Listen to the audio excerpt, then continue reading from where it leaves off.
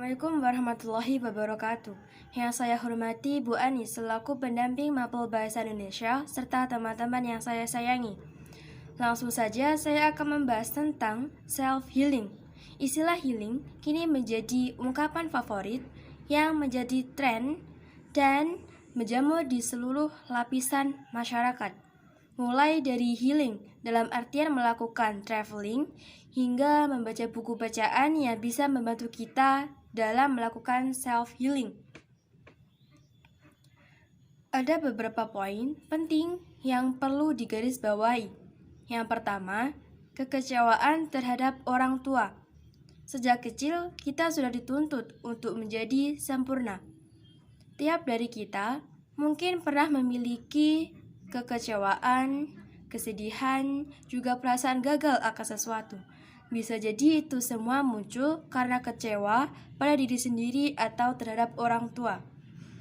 Sebagian orang pun memiliki luka hati yang dalam di masa kecil, tapi tidak begitu terasa selama dewasa, hingga dampaknya mungkin akan terasa ketika nanti mereka telah menjadi orang tua. Sedikit cerita, membesarkan kita adalah pengalaman pertama bagi ayah, ibu kita. Kalau kita kecewa, mungkin cara mereka yang kurang tepat.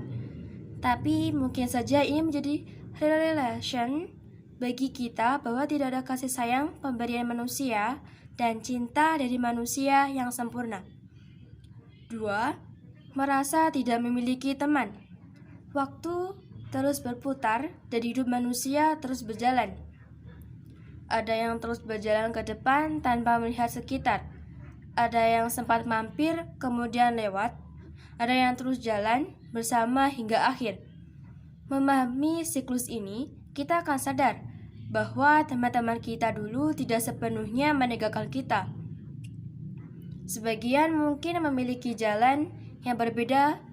Sebagian memang sudah tak bisa lagi diraih karena perubahan status atau sebagian lain mungkin memang karena memiliki perbedaan karakter.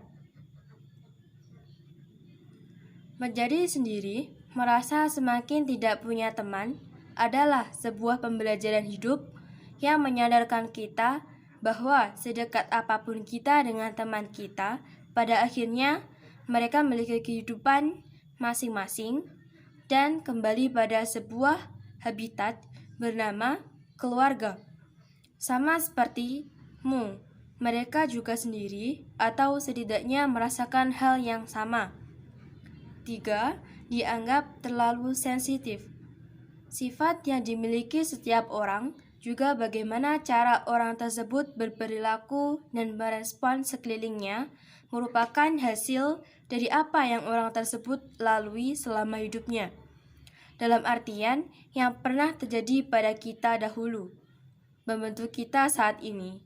Apabila seseorang dianggap terlalu sensitif dalam merespon sikap orang lain, bisa jadi ini karena dulu orang tersebut pernah melalui hal yang membuatnya semakin sensitif.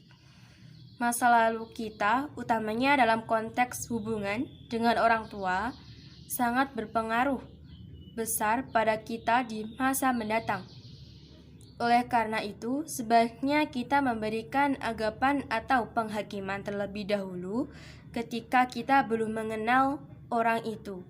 Sebab kita tidak pernah tahu apa saja yang dilalui orang tersebut di masa lalu. 4. Mendekat pada memberi hidup. Manusia sering merasa lelah dan membutuhkan treatment penyembuhan yang disebut healing. Akan tetapi, kita sering lupa bahwa hanya dengan kembali pada Sang Pencipta, permasalahan akan jauh lebih mudah selesai. Sebab, saat semua orang meninggalkan kita, hanya Allah lah yang tidak meninggalkan kita. Keempat poin utama di atas bisa menjadi gambaran besar buku What's So Wrong with Your Self-Healing. 4 poin utama ini bisa menjadi renungan kita dalam berpikir juga menghadapi segala permasalahan hidup agar jauh lebih bijak. Demikian kiranya yang bisa saya sampaikan, kurang lebihnya saya mohon maaf jika ada salah kata yang terucap, dan di atas perhatiannya saya ucapkan terima kasih yang sebesar-besarnya. Akhir kata saya ucapkan wassalamualaikum warahmatullahi wabarakatuh.